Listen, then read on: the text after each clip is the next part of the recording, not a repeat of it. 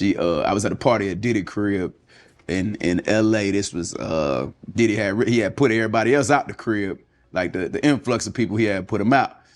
But he had took a liking to me in particular around the time, man. It was really, you know what I mean, like putting his arm around me. Right.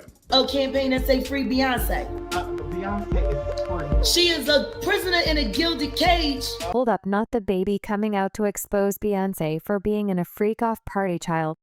This entire mess with Diddy just keeps going deeper and deeper because a snippet of DaBaby's interview with Shannon Sharpe from a few months ago, in which he spilled major tea about Beyonce and Jay-Z being at Diddy's freak-off party, is now going viral, and people are speculating that Jay was Beyonce out to Diddy for their business deals. There have been rumors going around for a hot minute now about Jay treating Beyonce like Diddy was treating Cassie. But people were in denial about it because of the power couple image that Jay and Beyonce had in public anyway. He keeps Beyonce up for days on end to make her indulge in depraved activities.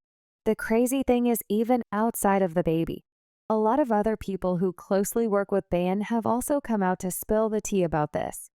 But it took DaBaby of all people to get folks to wake up from their sleep. And clock was been really going on now. I'm sure most of y'all know this by now. But Diddy's reign as the villain in the industry has officially come to an end after Homeland Security busted him and threw him in jail. And as we speak, he's been denied bail twice in the span of 48 hours by 2 separate judges, despite literally offering a bond of $50 million and sacrificing all of his properties, his mom's properties, and the passport of every single one of his kids. The judges are really standing on business, and they want that demon to stay in his maggot-infested cell till that trial starts. And if that wasn't bad enough, he's facing up to 100 years in jail. And even his defense team is unsure about exactly how they're going to get him out of this now. When it comes to the exact details of the arrest, it turns out that during the raid of his house 6 months ago, they found firearms ammunition and more than 1,000 bottles of lubricant.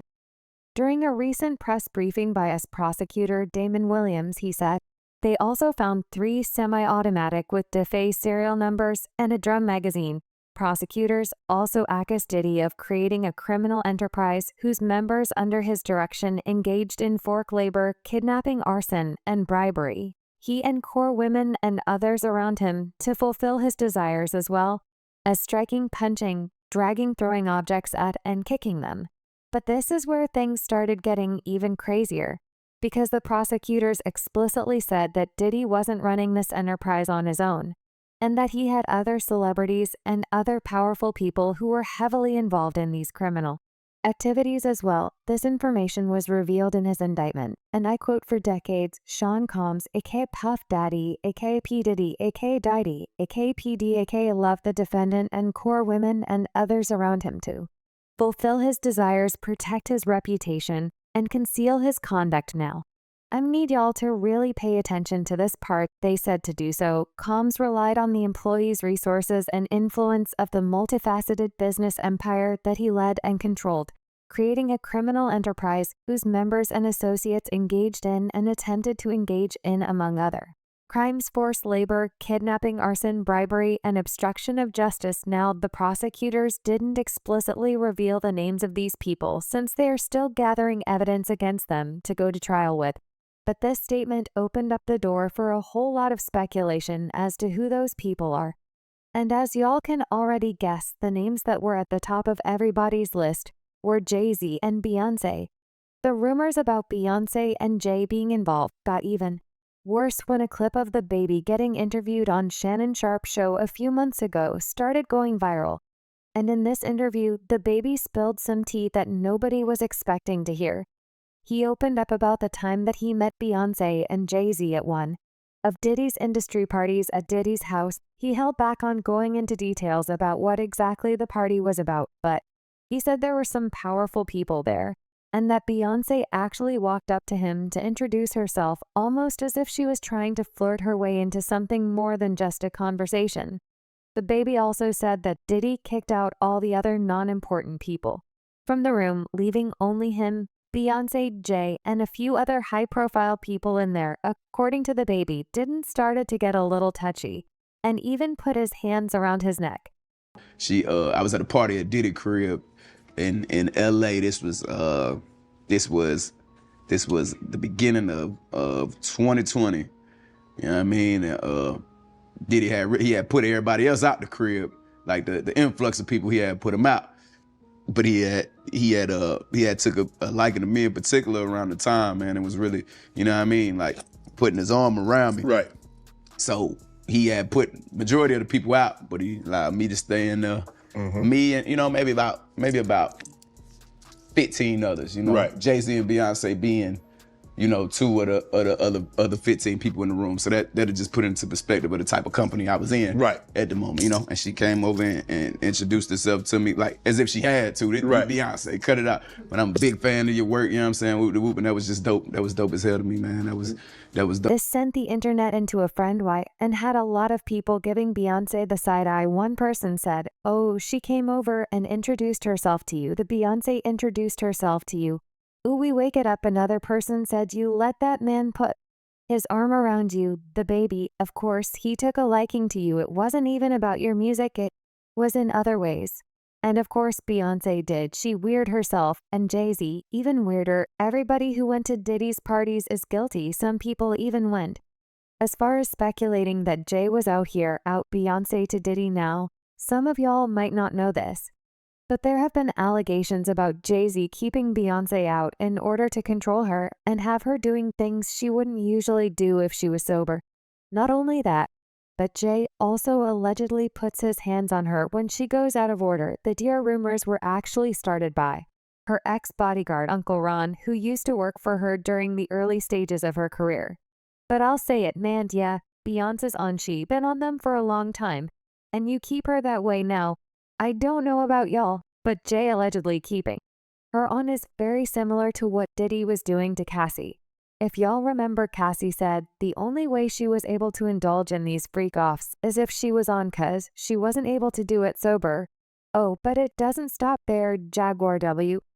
GHT also stepped into the chat a few months ago, and she had also accused Jay of keeping Beyonce on substances for the same reasons that Uncle Ron was claiming. Jay-Z. Why has Jay-Z been coming up with you lately? Because he's a monster.